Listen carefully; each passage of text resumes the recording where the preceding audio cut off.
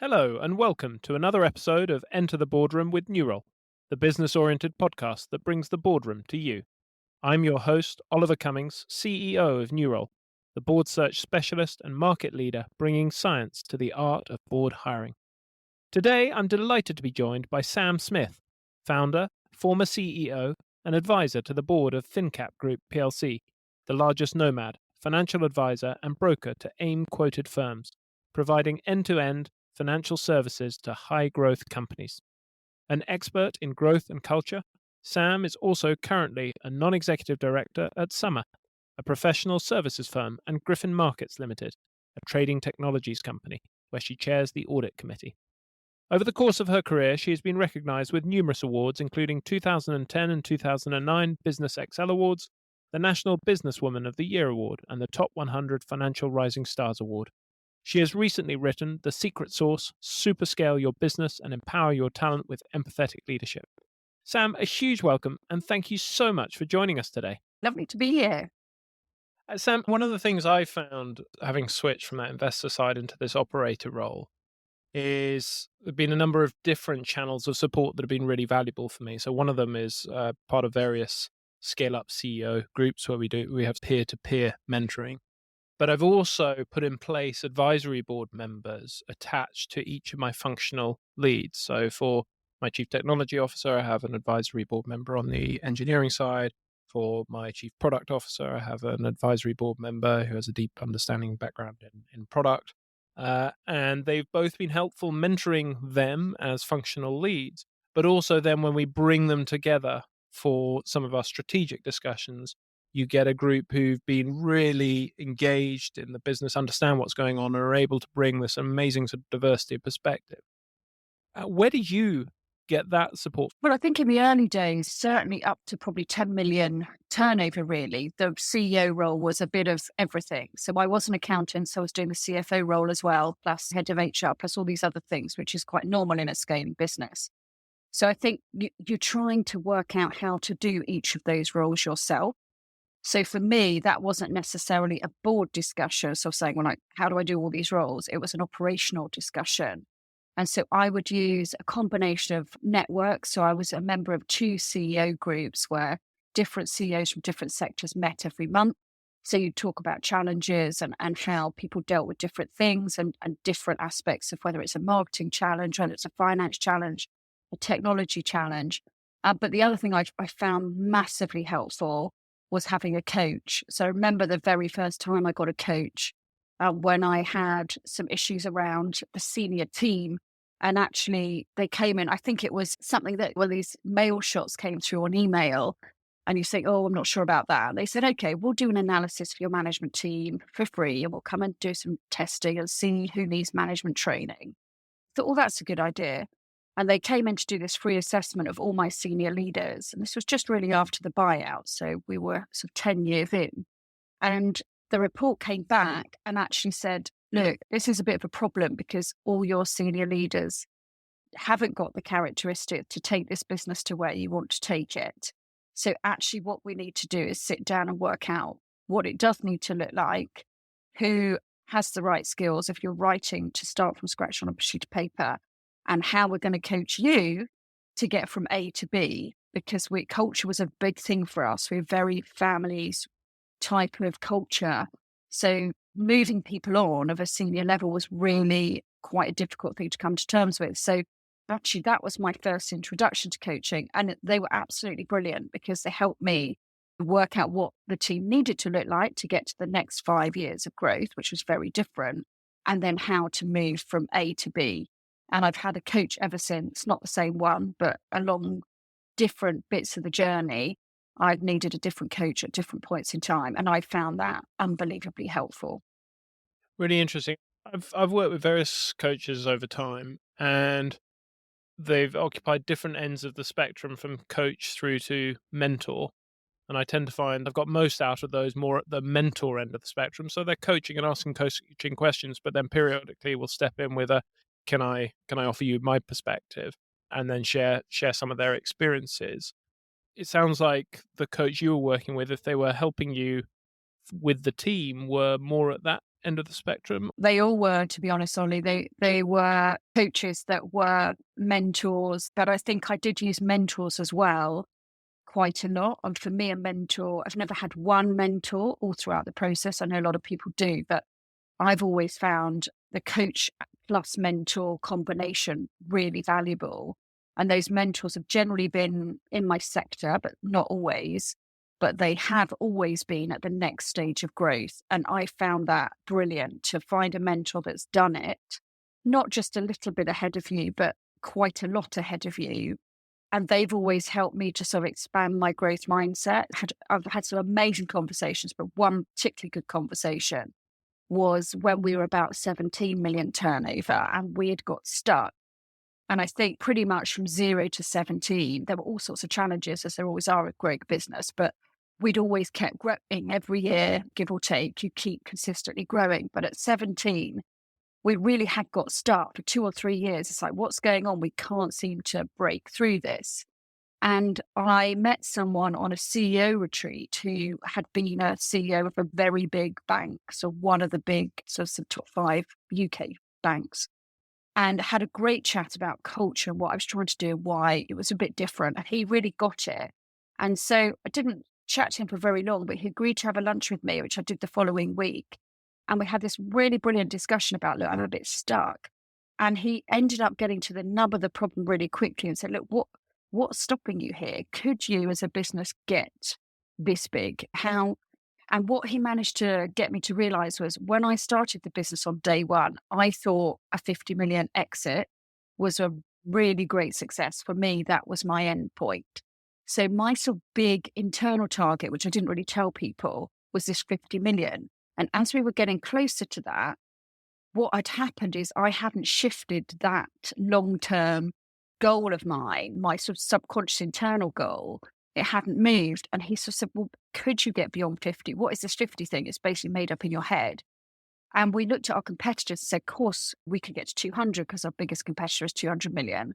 And actually he said, if given the infinite amount of time and infinite amount of money, how big could you get? And you look at a Goldman's or a JP Morgan and think, well, they've grown because they've gone into a new geography, a new product, a new sector. And that's the secret to growth, those 3 things. And it's almost infinite. You can keep going if you go into new geographies, new products, new sectors. So that sort of broke my view that 50 million was his end goal. And so I left the lunch, thought, God, that's quite interesting. Was actually quite stressed. Spent the whole next couple of hours walking back from lunch to my office. And by the time I got back, I thought, my God, he's so right. Ditched that 50 million turnover target in my head. Suddenly it was 200 in my head. Didn't tell anybody, but within the next year we'd grown.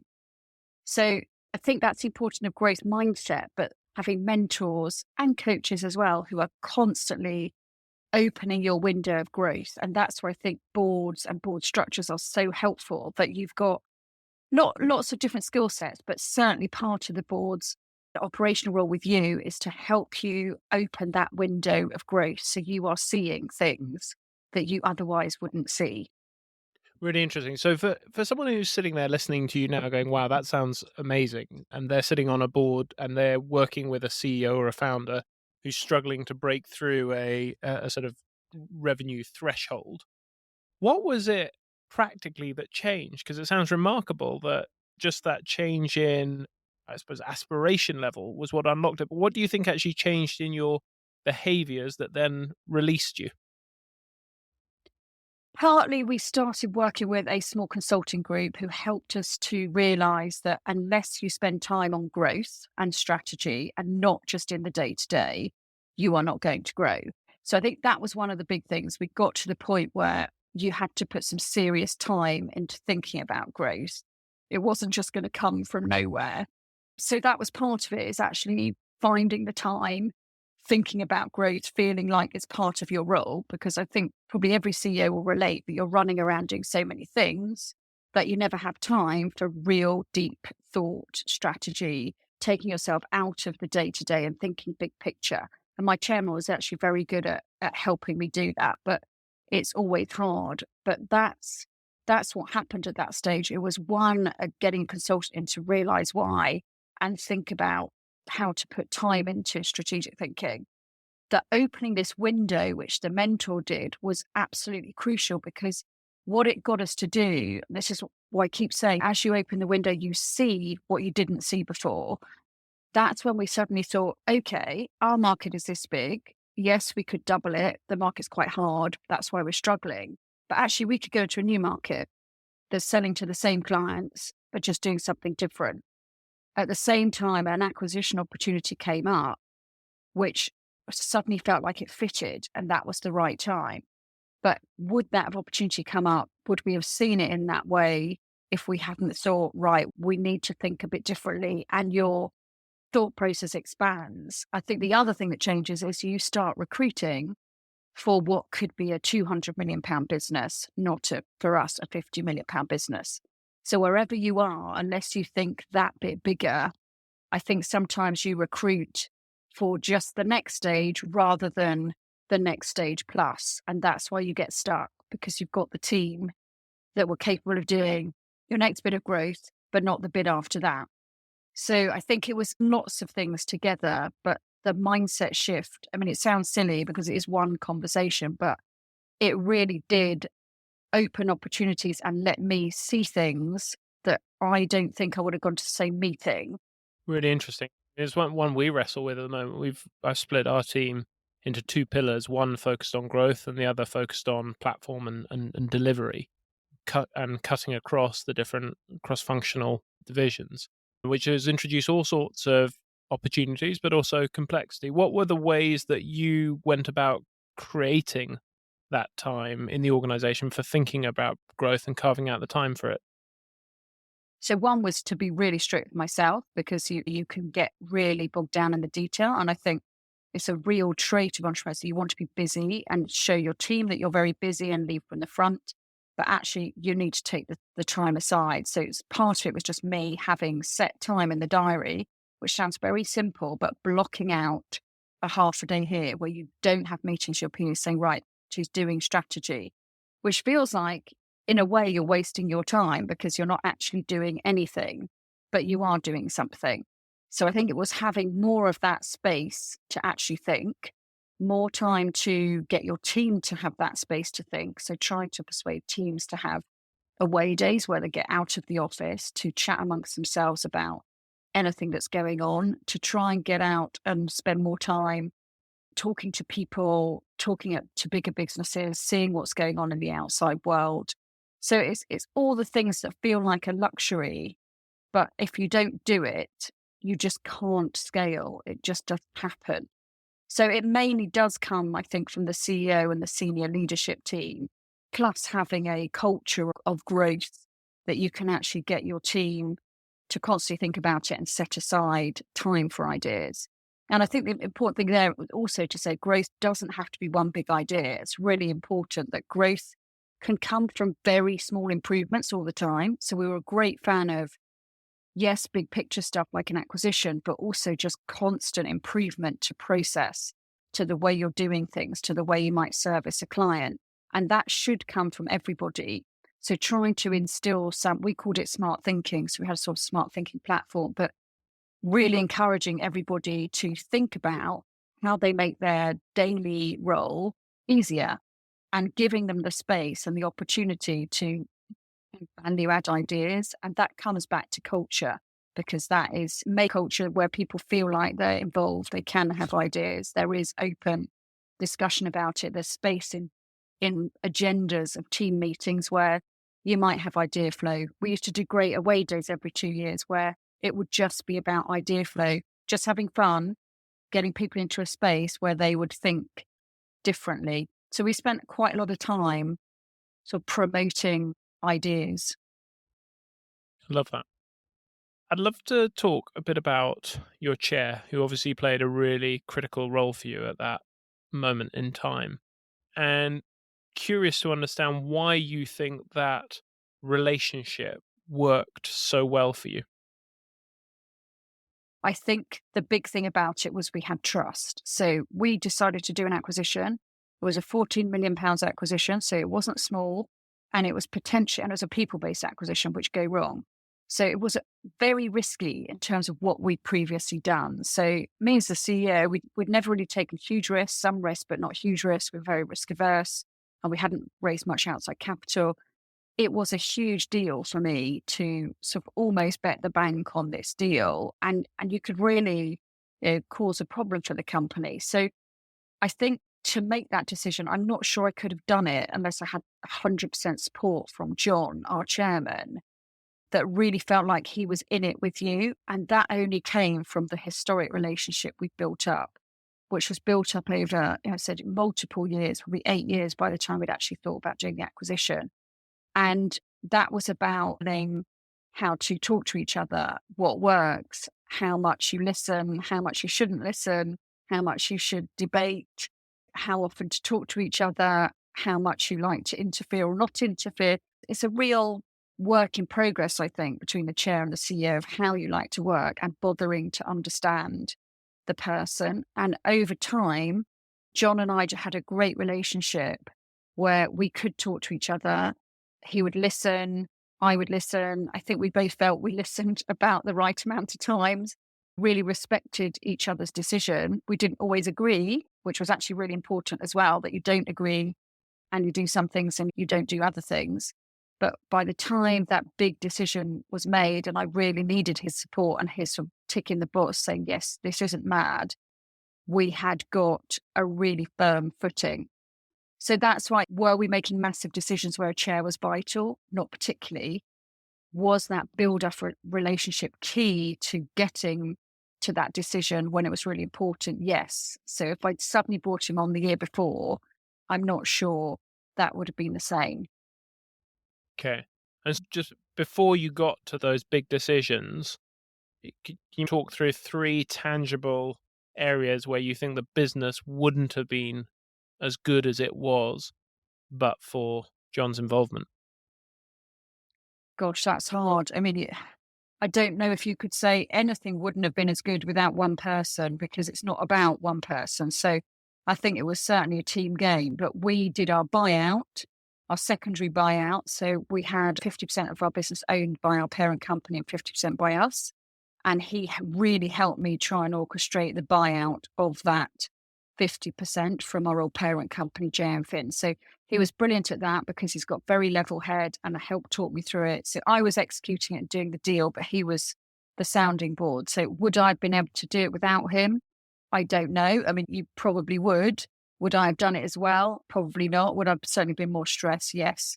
So that was a really big thing where he stepped in multiple times around. Where he was very good was, what should we do about people? So helping you to see the wood for the trees where someone really wasn't working, because our culture is very much exits have to be done well, they have to be done fairly and at the right time, and you really try and give people a chance. But you cannot grow without having exits, because not everyone will stay on the bus for the whole journey. It's not possible. So he would really help you see, look, you've been talking about this quite a lot. And one of the best things he ever said to me was this: as soon as you started talking about it, it's already too late, Sam. So he was very good at saying, you have consistently been talking about this. There were other things around good calls, bad calls. So we've got a team in. Yes, we tried a new area. Should we cut it? And he was very good at making sure we cut it at the right time. We gave it a good go, fine to fail and try new things. And we did try new things that didn't work. But he was good at being the one to really stop it before it became painful. Interesting. Now, I want to talk a little bit about your new book, The Secret Sauce, where you talk a lot about building inclusive cultures and empathetic leadership to scale. And I'm curious to ask you to distill, if as a board member is listening to this now, what are the key insights that they can be taking from that for the boards that they sit on and the organizations that they're helping? So I think the key theme that I'm talking about is inclusive culture. Why is that important? Why should you bother? And I think that there are a few things. So inclusive culture does lead to diversity, not diversity leading the other way around. So box ticking is not the answer. You have to start with the top, which is about inclusivity. I think if you've got people who feel included, and that's all about people feeling valued, really being included in the vision, you get very productive and happy people.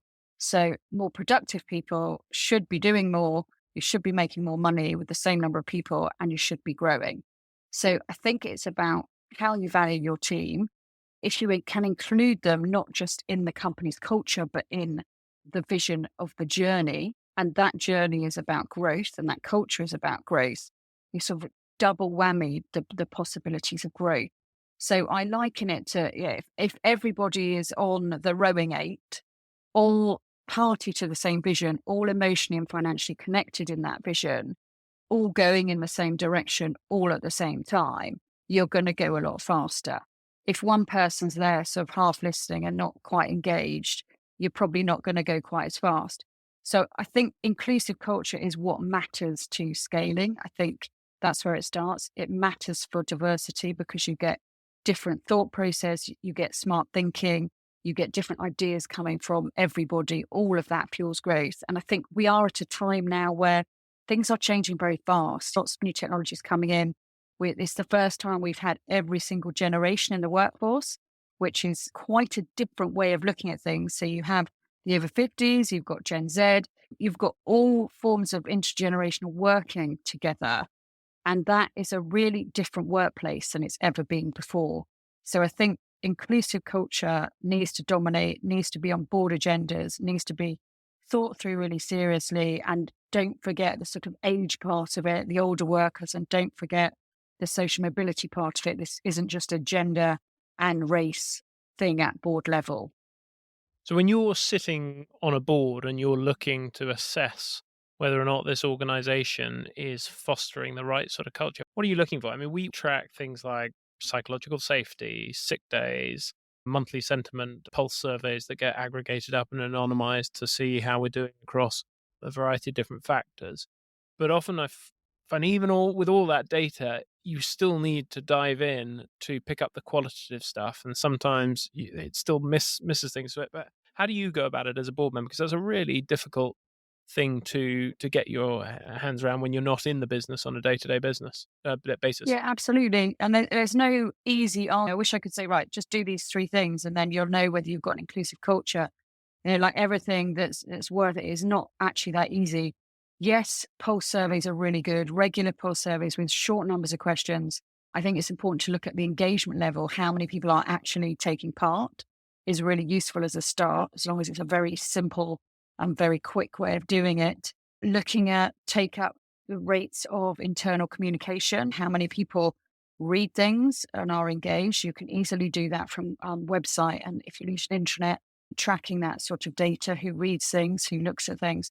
So those things are important. Obviously, exit reviews, I think, very important for the board to look at as a whole, because you can see one person exiting is one thing. You start to see patterns if you really focus on a good exit review and getting to the bottom of other questions where people can be open and honest, but you can start to see patterns there. So, and obviously staff churn is very important, but there's obvious things you can do. I always found one of the best things to do was to walk the floor. And, certainly when our chairs came round, when I go and see companies, sometimes turning up unannounced, but just walking around, chatting to people, you can get a really good feel of something and the culture by just being around. Now, yes, our chairman used to have lunches with a variety of people from different sectors, and you would get a good feel from that. So that's one way. But I think sometimes just turning up and getting a feel of, are people happy? Are they chatting? What's going on? Are there meetings? How do they talk to you? Are they open? That is a really important part. So if you're not really sort of engaged or walking around the floor, if you've never been to an office or just chatted generally, spent a bit of time with the receptionist and spent a bit of time in operations and IT, you can find a lot out from a 5 or 10 minute conversation if you are looking. For sure. On the flip side, I don't know what your experience of this is, but I sometimes find you end up extrapolating from one or two anecdotes. I sometimes see this from board members where they say, "Oh, well, I was speaking to such," and suddenly it becomes an organization-wide problem when actually it's quite an isolated incident. Is that something you see as an issue? Yeah, I mean, Sometimes I think it depends what you're doing it for. If you're doing it and then something comes up and you start managing, as a non-exec, that's not your role. If you see something that's awful, there's a health and safety breach or something, that's different. But you're not there to be solving problems. You're there to get a sense of, is this a good company? Is this not? I think if you start seeing problems that the CEO or operations aren't aware of, that's a whole different way of managing things, because your job isn't to be the executive, and that needs to be managed in quite a different way. So yes, it might lead to a bit more work and a bit more stress, but I don't think that's a reason not to do it. Got it. Now, one of the things that you've developed is this scorecard for organizations to measure their culture and inclusivity, which I had fun doing. But I would imagine you are starting to see some patterns emerging from those results. Where do you see the biggest gaps amongst organizations? And I imagine those bothering to do this are the sort of the high performers anyway. But where do you see the patterns in where organizations fall short, if they fall short anywhere? The biggest area, which almost was out without exception, was about managers. And it's quite interesting because I think we all see the CEO, that's the culture carrier, then the board, then the exec management team. And that almost is where it stops. And when you look further down into managers who are managing anybody, they're the ones who are the culture carriers within that team. And they're the ones who are enforcing the rules and the processes. And if that isn't done in the way that the company wants it to be done, culture can start going a bit wrong. So I think the consistent theme was, do people invest in management training at all levels? And that could be your head of reception, your head of IT. It doesn't have to be a head of HR, a CFO type role. It could be anyone running anybody. Where do they get training to make sure they are aligned on values? They do know how to have one-to-one chats. They do know how to escalate things. And they're actually promoted on values. So you're keeping that culture consistent. So that came up as something that most companies weren't probably spending the time investing in their managers and really helping them to drive culture right the way down, to do it in the way you as the CEO would want them to do it. And we were the same. It took us a long time. We only put in a managed training program, which was world-class managers, which I think is a fantastic program, and it's not very expensive for all managers. It's an online training program. We only did it, I think, 3 years ago, and we've been going for 20 plus years. So we had got to 160 people. So maybe it became more of an issue at that point as you were more separated from your management team. But it seems to be a consistent theme that people forget about managers beyond Exco. Brilliant. So is that something when you go in as a board member that you're looking for, is what are they doing to train the managers and ensure that sort of cultural consistency across the organization? I think it'll be a key part of what I'm looking at, as well as top line culture. Yeah. I think there was another point that came up. Most companies also didn't do, as well as the management training, was what do you do when new staff come in, and have you got an induction program? Now, I'm a great one for not having process for process's sake, but this was one of the best things that we did. And it was from a lot of reading about how do you really immerse someone in your culture.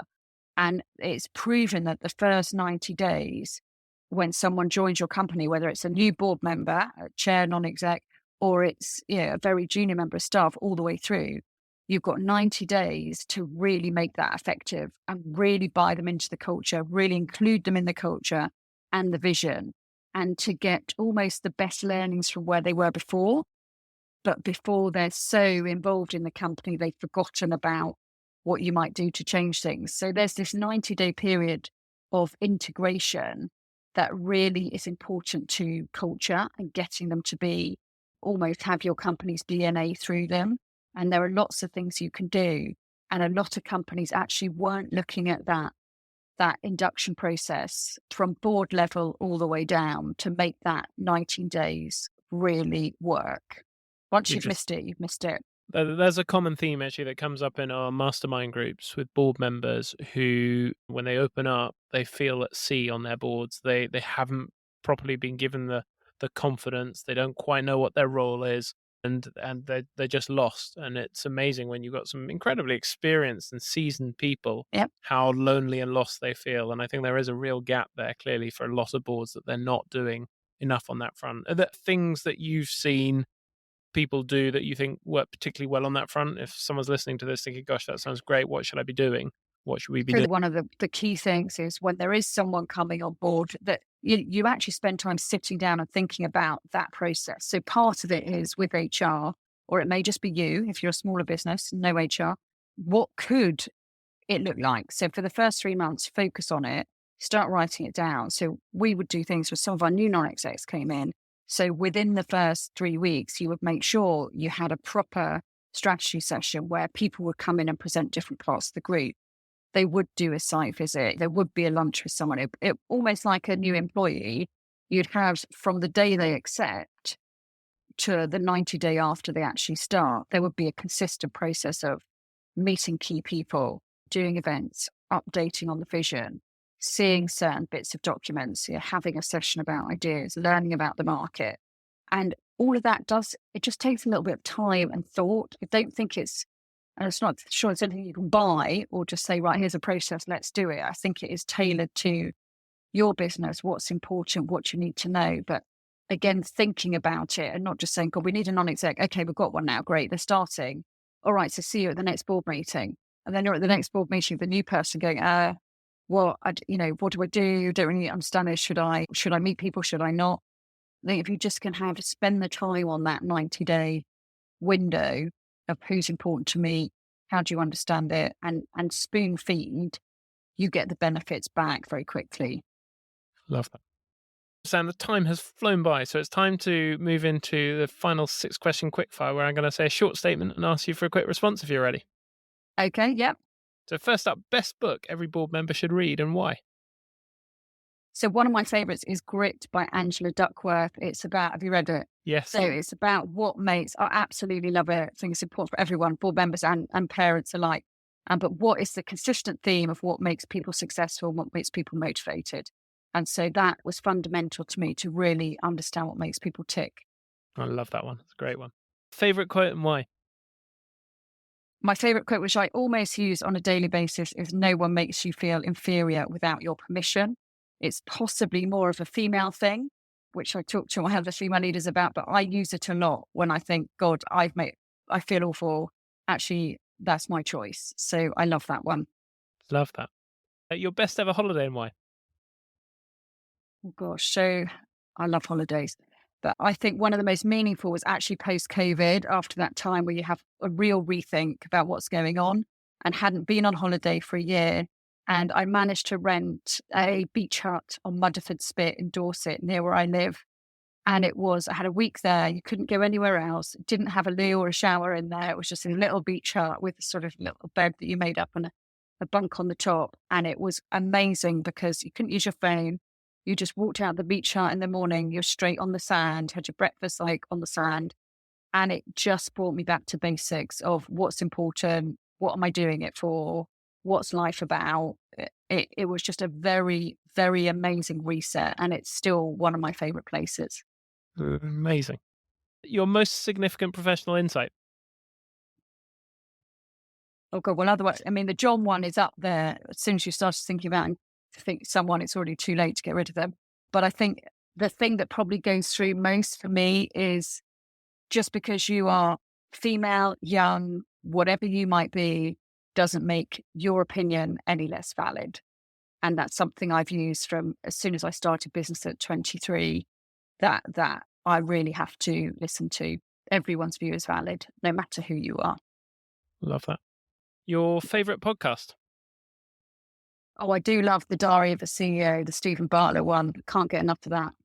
Fantastic. And last but not least... Obviously, apart from yours, Ollie. Last but not least, 3 things that listeners should take away from this podcast.